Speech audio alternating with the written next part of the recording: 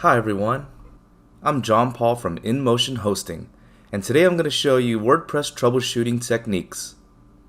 I also want to say a big thank you to WPCampus for putting this online conference together.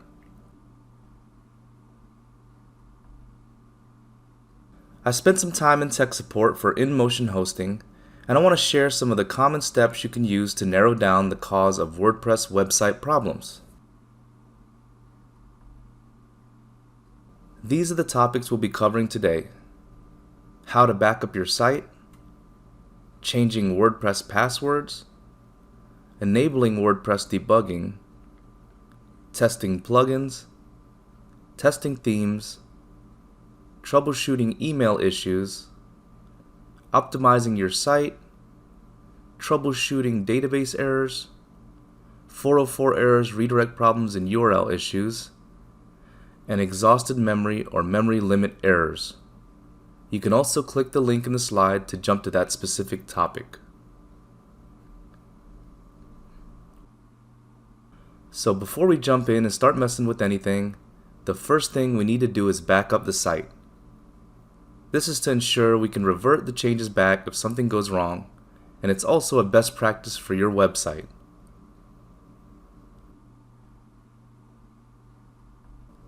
How do you back up your site? There's several ways. One of the easiest ways is to use a backup plugin.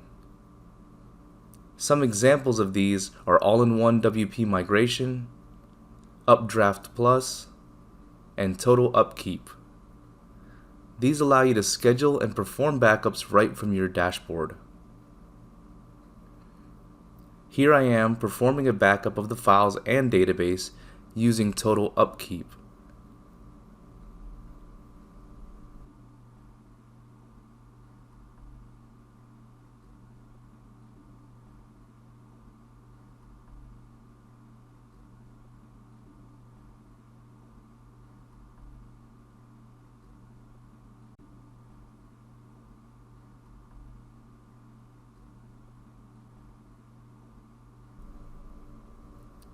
You can also back up your site using a hosting tool such as cPanel,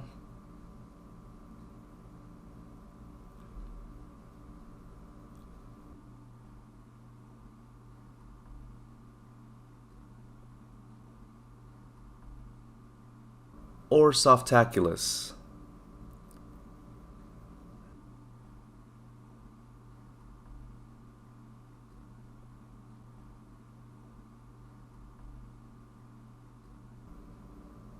These are especially good options if you don't have dashboard access.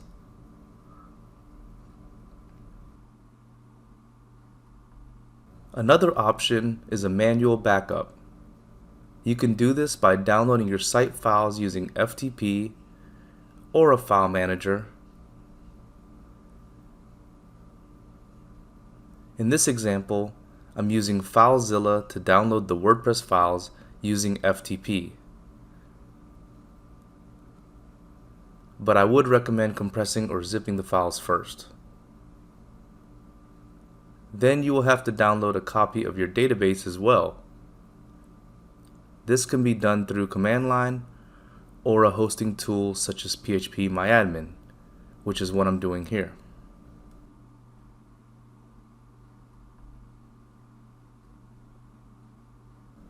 Your web host may also provide another backup service, such as remote backups. They'll typically have a tool where you can create and manage the backups from an interface. Now let's go ahead and get started with WordPress passwords, since this is such a common issue that we see.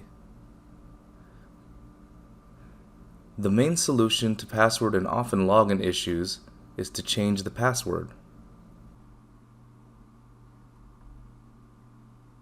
Email is the easiest way, since you can just click the Lost Your Password link from your WordPress login screen.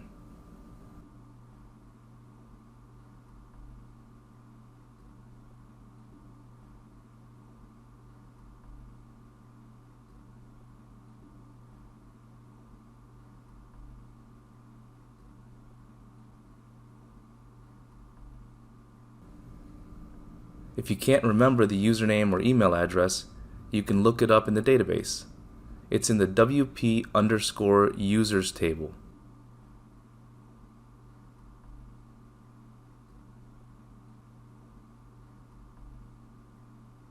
You can change the password directly in the database, but be sure to use MD5 hashing.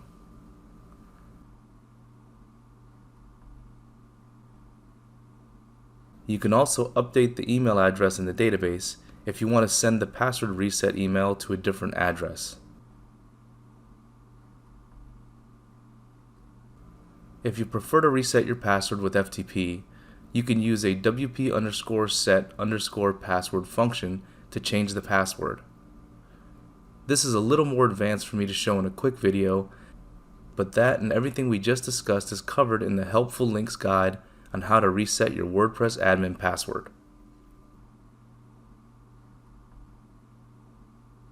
A lot of times there's errors occurring, but they're being suppressed or hidden. Enabling debugging allows them to display on the page or be logged to a file. But be careful when testing this, since it may expose information about your site. You may want to test on a clone of a site, or at a time when traffic is low if you must test on a live site. To enable WordPress debugging, just edit your wp-config.php file. It should be on the document root of your site. Then add these 3 lines and save it. The first line will cause WordPress to display any errors from PHP functions that are built into WordPress. The second line will display any errors for WordPress's built-in JavaScript and CSS. And the third line will save errors to a debug.log file in the WP content folder. Here I am enabling debugging with the cPanel File Manager.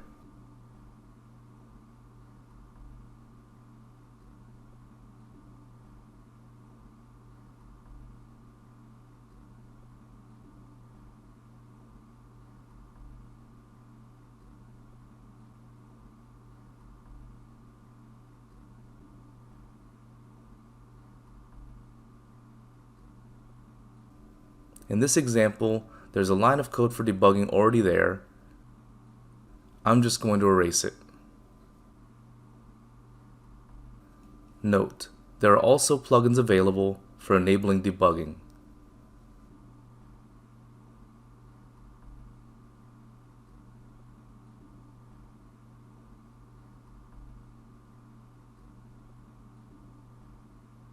Remember that your web host most likely has error logs that you can review as well, such as a cPanel error log, MySQL error log, or Nginx error log.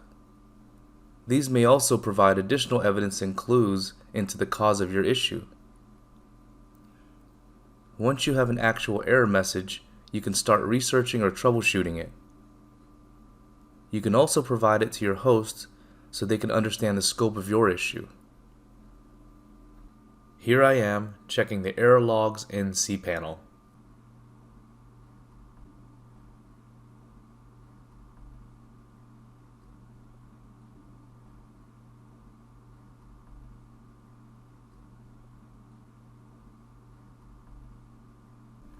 A very common cause of problems is plugins.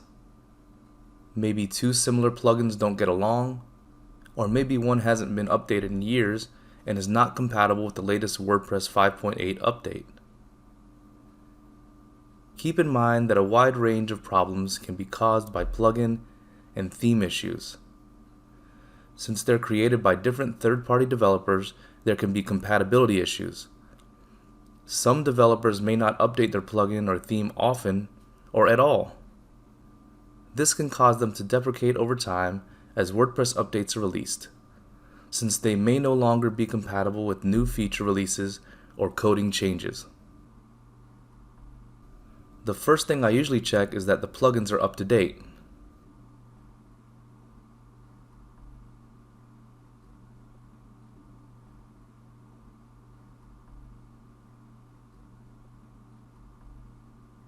If you're still having problems, you can try disabling the plugins one by one, then retesting the problem. Keep in mind that this can take quite some time, and you need to be able to log into the dashboard. Another way is to access the plugins folder and rename it.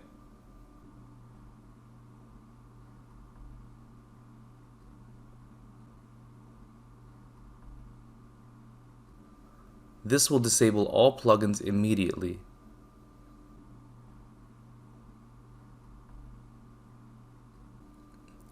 You can also open the plugins folder and rename the individual plugin folders one by one.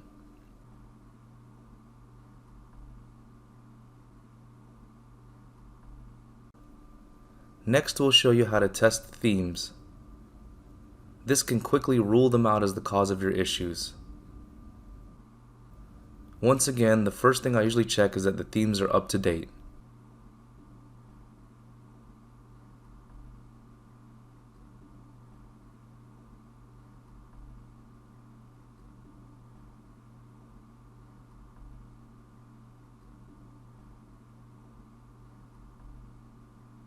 Next, I'll change to a default theme such as 2021 or 2020. If you don't have dashboard access, you can open the WP-content folder, then the themes folder, and rename your current theme. This should cause your WordPress site to revert to a default theme.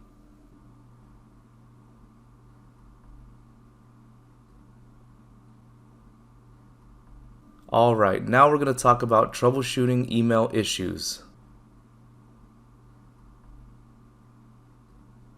If you're missing emails from your forms or admin alerts are not coming through, there's a couple of things you can check. First, check the admin email address you have set in your dashboard, so you can make sure that you're checking the right email address. You can also check your server's mail log. Typically, we would check the exam mail log via SSH and grep for the admin email address.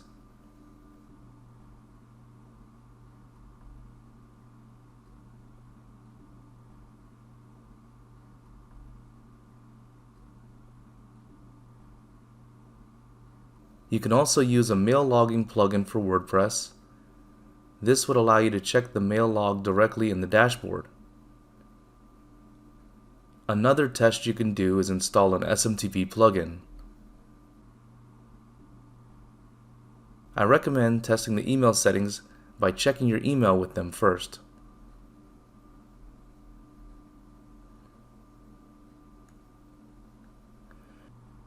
A common question I got in tech support was, why is my site slow? But first, let's discuss why a slow site is bad. Overall, it's a bad user experience, but typically if a site takes too long to load, the visitor will bounce or leave. They may also get the impression that your site is not optimized and is possibly less secure. If this was an e-commerce site, the potential customer may never return. Some things that can slow down your site are lack of caching, slow scripts loading, large images, outdated plugins, outdated themes, a hack, attack, or DDoS, routing issues such as a network outage, large sudden influxes of traffic, or a hosting environment that is not optimized for WordPress sites. We're going to go over some site optimization best practices. Caching will often solve a lot of site problems. If your host or servers include caching, you can often just use a plugin to manage it. Moving slow scripts down to the bottom of a page can allow the essential items to load first and the scripts to load after. This can often include ads or tracking tools. Optimizing images means making them no larger than is necessary. For example, if an image is displaying in a small box on your site, it should be minimized to the specific size needed, instead of using a massive 10 megabyte file that will take a long time for the visitor to load. There are plugins available to help you do this.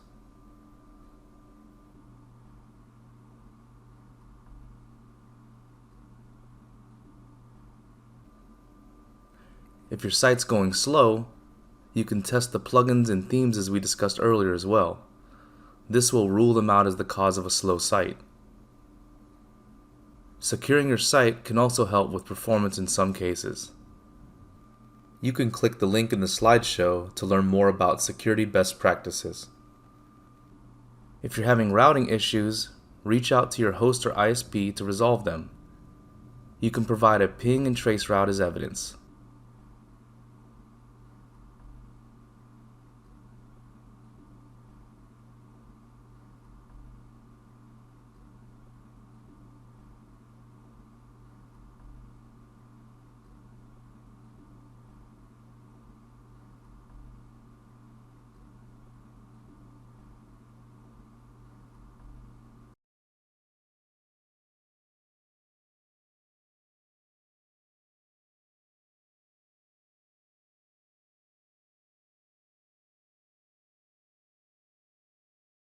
Using a CDN or servers that are closer to most of your visitors can also help optimize your site.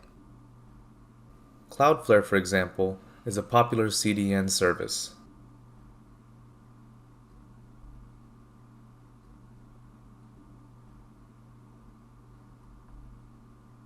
You may also want to consider upgrading your hosting plan or getting a WordPress optimized hosting plan. You can get this from InMotion Hosting. This ensures the server environment has been customized to serve WordPress sites up quickly.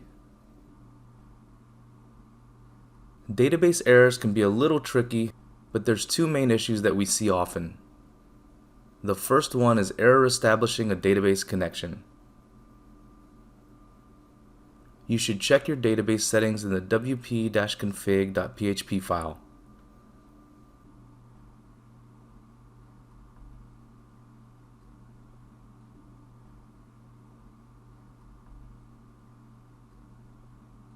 Does the database user have permission to access the database? As a test, you can try creating a new user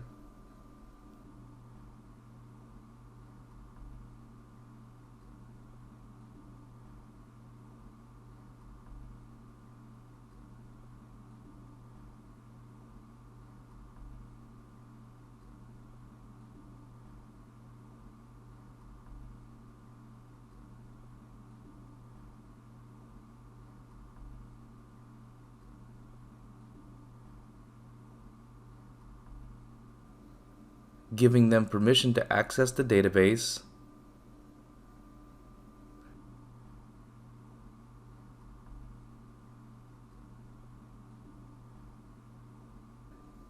then updating this user in the wp-config file.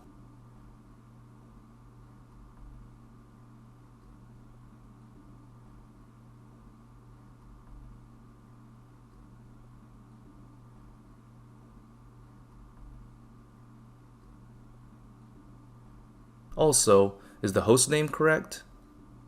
If your database is on the same server as your site files, it will typically be localhost. If your database is hosted on a different server, you should use a hostname that resolves to the database server. This is typically a domain name such as example.com or IP address. You can also add a port to this setting if necessary.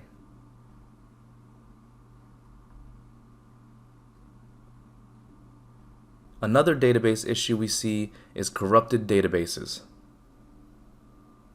You can usually check and repair them with WP-CLI using the WP-DB repair command.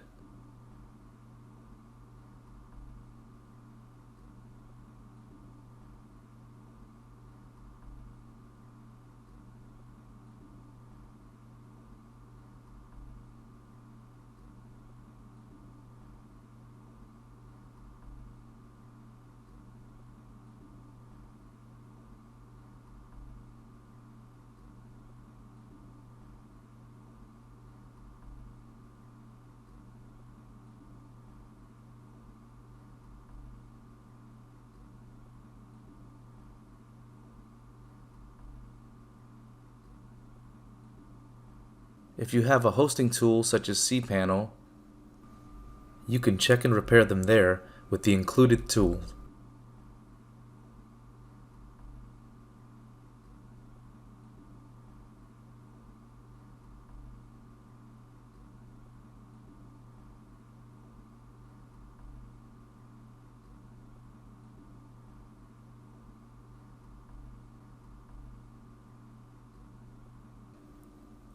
Alright, if you're getting 404 errors, redirect problems, or URL issues, there's a few things we can check. The first thing I would try is resetting permalinks. This will add the default rules back to your htaccess file. To reset your permalinks, you essentially just select a different setting and save. Then put your settings back and save again.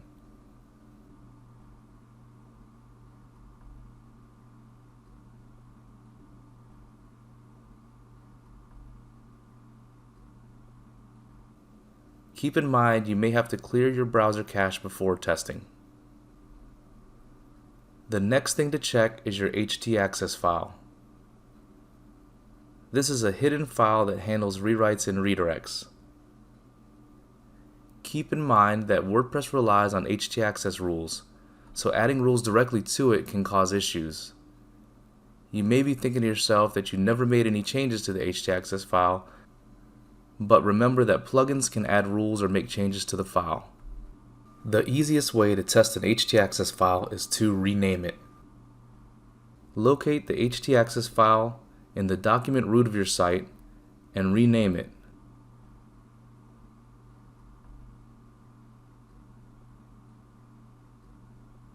For example, add a .old to the end of it.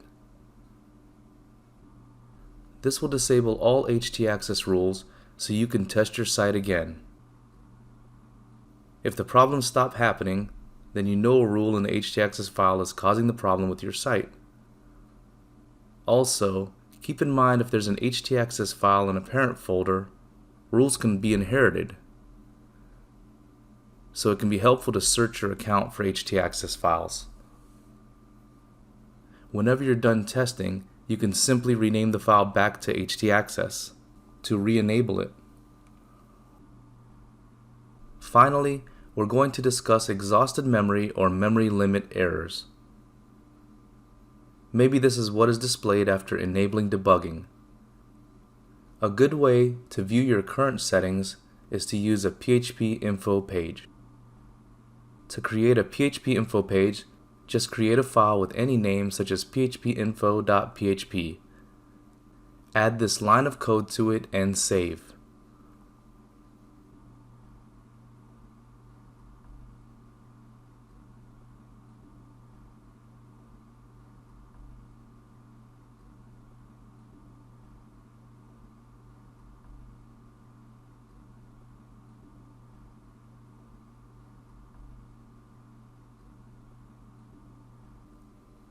Then visit the file in your browser and you'll see information about your current PHP environment.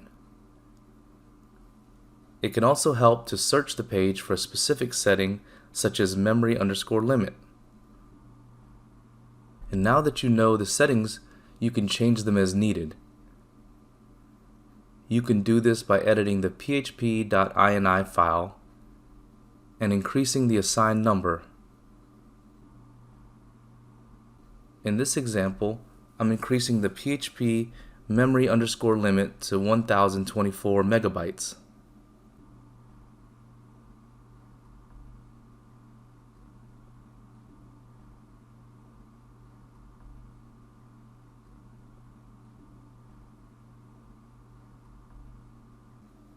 Be sure to save the php.ini file when you're done, and then you can always verify the change was made by refreshing the PHP info page. Notice it has been successfully increased to 1024 megabytes. Recent versions of cPanel also include a tool called the Multi-PHP INI Editor, where you can easily adjust the PHP settings as well. Here's a demonstration of the tool.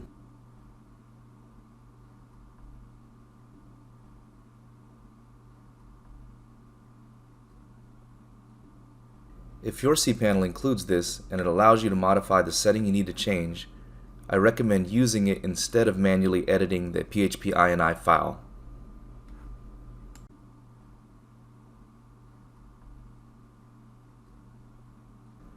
And also keep in mind that there's plugins available for viewing your PHP settings as well. In this example, I'm using Updraft Plus to view my PHP information.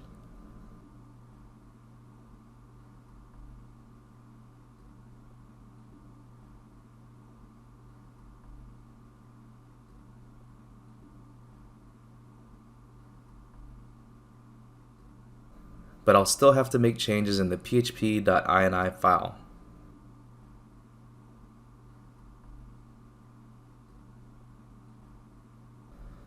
If you have any questions, you could submit them through the Q&A feature, send me an email, or find me after the presentation. This brings us to the end of our presentation on WordPress troubleshooting. Thank you for joining me, and I hope it'll help next time you run into problems with your WordPress website. And thanks again to the WPCampus team for putting this online conference together.